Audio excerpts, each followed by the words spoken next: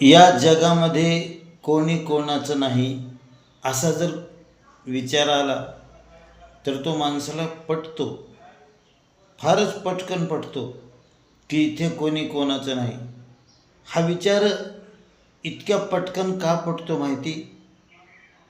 कारण या विचारामध्ये आपण स्वतःला बाजूला ठेवलेलं आहे आणि समोर जग आहे, आणि म्हणून त्या जगाचा आपल्याला जे काय अनुभव येतो, आपली जी काही मान्यता आहे ती सत्यापित तो विचार करत असतो. परंतु अशा पद्धतीने स्वतःला बाहेर ठेवून जगाला नाव ठेवणं, जगाचं मूल्यांकन करणं ही कितपत योग्य गोष्ट आहे? इथे मी असं समजत असतो की जगामध्ये कोणी कोणाचं नाही, पण हा मला लागू नाही का नियम?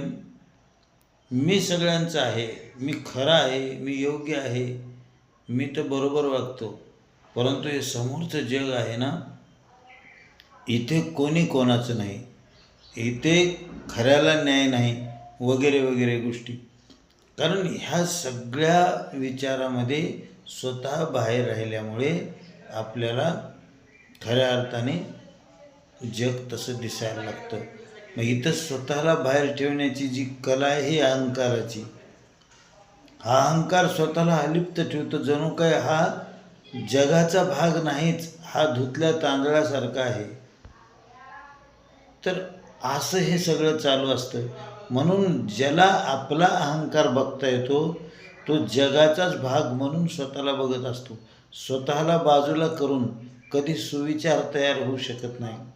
स्वतःला त्या जगामध्येच धरावं लागेल. मी त्या जगाचाच भाग आहे आणि मला धरूनच ते जग पूर्ण होतं, असं ज्यावेळेस पाहता येईल की स्वतःलाही जगासारखंच पाहता येईल, त्यावेळेस ती खरी नजर आहे. ते पाहणं त्यावेळेस सत्य आहे. केवळ लांबून अंग काढून घेऊन स्वतःला बाजूला ठेवून अशा प्रकारचे विचार मांडणं ही प्रिय वाटतात आपल्याला, परंतु ते सत्य असत नाही.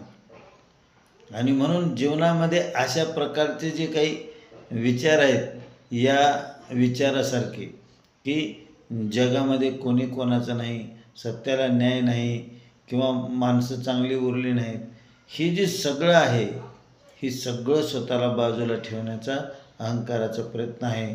तर माझ्यासहित सगळं जग असं आहे असं जो म्हणतो, असं जो पाहतो, असं जो नित्य जागृत आहे, तोच खऱ्या अर्थाने